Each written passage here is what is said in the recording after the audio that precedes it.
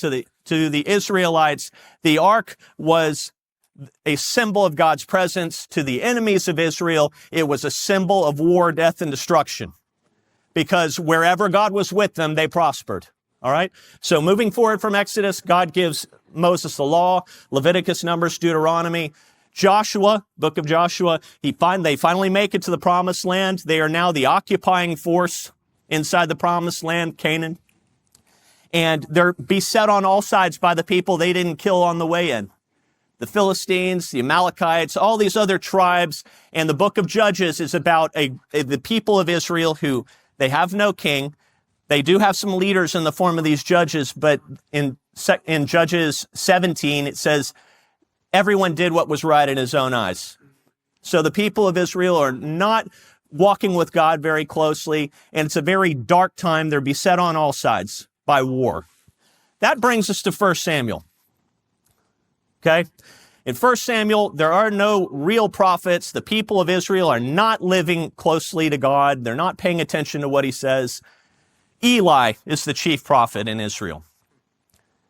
A woman named Hannah comes to the temple, and she's married to a guy named Elkanah, and Elkanah's got another wife, and Elkanah is having babies with this other wife, and she's producing. Hannah is barren. She's not producing any babies. And so Elkanah's other wife is saying to Hannah, haha, you don't have any babies. And Elkanah goes, what's the big deal, Hannah? Am I not worth to you more than 10 sons? And Hannah goes, no, you're not. I want a baby. So Hannah goes to the temple, and this is very instructive, okay? Hannah goes to the temple, and she comes to the door, and she starts praying to the Lord for a baby. And Eli's first thought, when he sees her praying hard and he sees her mouth moving, he goes, she must be drunk. The priest of the temple thinks that when someone comes to pray, they must be drunk. That gives you a pretty good indication of what life is like in Israel at the time, or under their leadership at the time. Eli's sons, Hophni and Phinehas, the apprentice priests, are stealing food from people who are coming to make offerings and sleeping with the women that come to the tent of meeting. Not great. The Lord's not happy. Lord sends a prophet to Eli, and he says, look, I'm going to raise up a faithful priest, and your sons have got to go. So that brings us to 1 Samuel 3. Hannah has now had a boy, Samuel. And this is how much she meant it when she dedicated him to the Lord. She dressed him up like a little priest. She gave him a linen ephod and said, here, Eli, he's yours now. He's going to be a priest. And he lived with Eli from that point forward. So here's little Samuel, this little boy.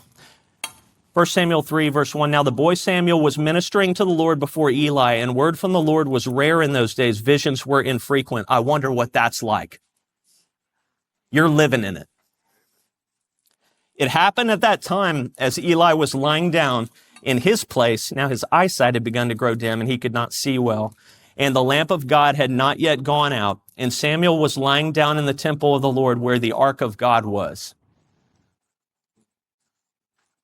Just sit on that verse for a second. This instrument of destruction that used to sit in the holy of holies, that you could only attend to this ark at certain days of the year and make certain offerings, and only certain people could go in. There is now a boy sleeping under it, and I presume it's covered in dust. That's the picture that I want to paint for you as far as the presence. And Samuel, dressed like a little priest as a little boy, is sleeping next to the ark. God, won't your presence show up?